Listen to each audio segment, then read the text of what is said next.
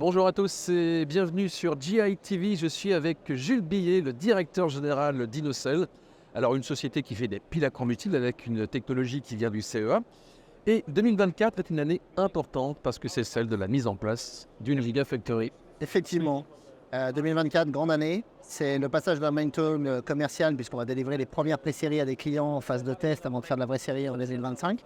Et c'est aussi le passage du milestone production avec l'implémentation et la mise en action de cette usine Gigafactory de Belfort où on est en train de recevoir les machines et on est en capacité de produire fin d'année pour mettre en place les machines, roder et faire de la pré-série et début d'année prochaine pour livrer des clients en série.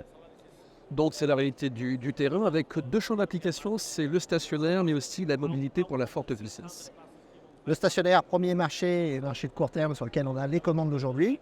On livre à la fois des systèmes générateurs, des systèmes un petit peu plus complexes qui sont des systèmes d'hydrogène to power ou de centrales ENR qui ont besoin de tampons.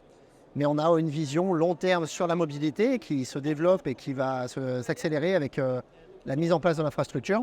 On est en capacité à partir de 2026-2027 de répondre aux besoins de la mobilité lourde, terrestre et maritime. Donc là on parle par exemple de camions, ça peut être des bateaux. Ça peut être des camions, des bus, engins de chantier, engins d'agriculture. Tout ce qui est sur roue et qui est au-delà de 200 kW de puissance. Et c'est aussi tout ce qui est sur l'eau, à la fois sur la mer et sur les lacs, pour la partie propulsion des bateaux et pour leur partie génération d'électricité on-board. Alors qu'est-ce qui fait la spécificité de votre technologie par rapport à d'autres fabricants de piles justement? Alors c'est la forte puissance, puisque dès le premier coup de crayon, finalement, on a pensé forte puissance, comment avoir un produit qui est capable de délivrer un niveau qui va au-delà de 200 kW et un 300 kW en sim. C'est de la compacité, puisqu'on le voit, on est appuyé sur une pile qui fait quand même 407 chevaux. C'est un moteur de camion de 44 tonnes dans son intégralité avec le système qu'il y a autour. C'est une réactivité très forte qui permet, dans des systèmes d'hybridation globale, de se passer de batterie. Donc finalement, on n'a qu'une pile à combustible et des toutes petites batteries, donc c'est un changement de paradigme. Et puis c'est un niveau d'efficience et de durabilité qui est au meilleur niveau du marché, qui permet d'avoir un coût d'utilisation sur la durée de vie qui est compétitif face au thermique et face aux autres solutions décarbonées. On a l'impression que tout est allé très vite. L'idée originale, c'est une création donc sur l'impulsion de Mike Hord et de Mauro Ricci. Ouais. Et puis en quelques mois, j'allais dire, ça a pris.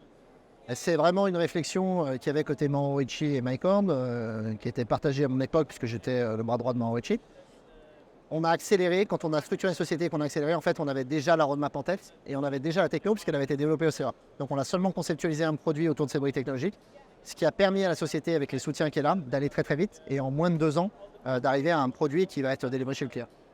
C'était Jules Billet d'Inocell. À très bientôt sur GI TV.